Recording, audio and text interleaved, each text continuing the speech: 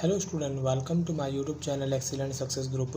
तो स्टूडेंट, आज हम डिस्कस करेंगे क्लास 8 में chapter 2 linear equation in one variable की एक्सरसाइज 2.4।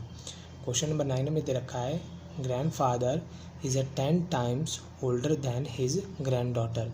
दादाजी जो है वो अपनी पोती से कितने बड़े हैं? 10 गुना बड़े हैं। अगर मान लो पोती 5 साल की है तो 10 को गुणा कर दो 5 से, यानी दादाजी कितने होंगे? 50 साल के होंगे। अगर पोती 6 साल की है तो 6 को गुणा कर दो 10 से, दादाजी कितने के होंगे? 60 साल के होंगे। यानी जो भी ग्रैंड डॉटर की जो एज होगी उसको 10 से मल्टीप्लाई करने पे दादा की एज निकल के आएगी। हमें बोला गया he is also 54 year older than her, यानी कि ये तो टाइम्स के अंदर बता रखा है। दूसरा रिलेशन हमें दे रखा है दादाजी की एज का कि अपनी पोती से वो 54 ईयर बड़े हैं। तो बताओ उनकी परसेंटेज क्या होगी। तो मैंने यहाँ पे मान लेता हूँ let percentage of granddaughter, ठीक है, उनको मान लेता हूँ मैं। उसकी जो पोती है दादाजी की वो है x ईयर की है। तो ग्रैंड फादर की एज कितनी होगी? ग्रैंड फादर एज, पहला रिलेशन तो दे रखा है 10 टाइम्स है। अगर ये x है तो ये कितना है? 10x ईयर के होंगे। ये तो मैं पहला रिलेशन दिया। दूसरा रिलेशन दे रखा है ग्रैंड फादर की एज का, ग्रैंड फादर एज, यानी कि वो अपनी पोती से 54 ईयर बड़े हैं, ठीक है। ओल्डर मतलब बड़े होना। अगर पोती x की है तो उनसे 54 ईयर बड़े हैं, तो मैंने लिख दिया x प्लस में 54 ईयर। यहाँ पे टाइम्स के अंदर रिलेशन दे रखा है, यहाँ पे ज़्यादा में रिलेशन दे रखा है तो दोनों ही दादाजी की एज, तो दोनों को हम इक्वल कर देंगे। x प्लस में 54, ठीक है। x वाले नंबर को x वाले नंबर के पास कर दो। पॉजिटिव का है दूसरी तरफ जाएगा, नेगेटिव का हो जाएगा। इज इक्वल टू 54 माइनस किया, कितना आया? 9x is equal to 54। Multiply में है, डिवाइड में आ जाएगा। 9 6 जा 54। x की वैल्यू आ गई। x क्या है हमारा? ग्रैंड डॉटर की एज। तो यानी कि ग्रैंड डॉटर प्रेजेंट एज कितनी होगी? 6 ईयर होगी।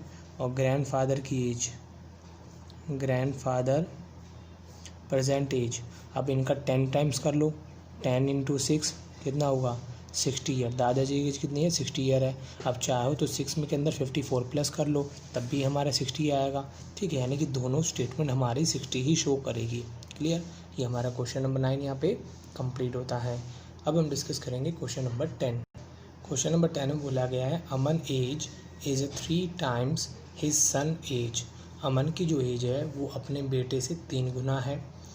10 ईयर एगो, अब से 10 साल पहले, he was 5 times of his son age, वह अपने बेटे की एज का 5 गुना था। तो बताओ उनकी प्रेजेंट एज क्या होगी। तो यहाँ मैं मान लेता हूँ late present age of अमन्स sun,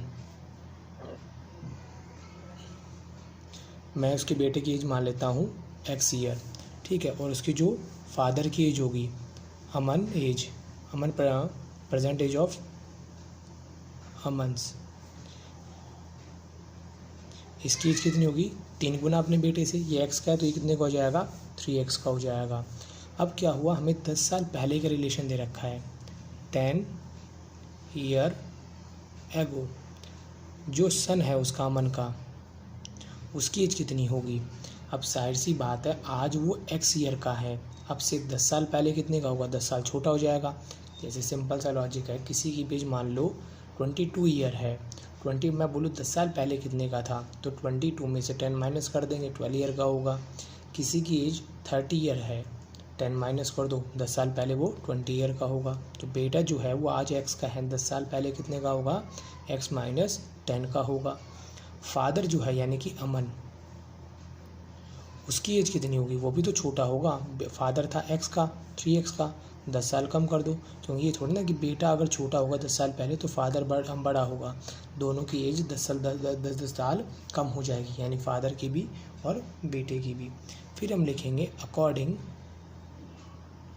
to question, जैसा क्वेश्चन में बोला गया है हम वैसा ही इसको फॉलो करेंगे। तो यहाँ मैं लिखता हूँ अमन की एज और यहाँ उसके बेटे की एज। अमन है 3x माइनस 10 का और बेटा है कितने का, x माइनस 10 का।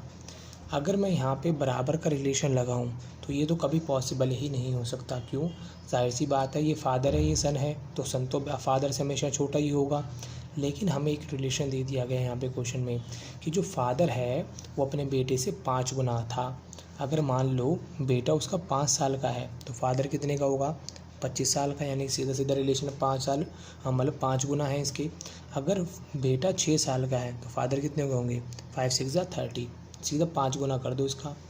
मैंने बराबर का निशान लगाया, दोनों को बराबर करना है।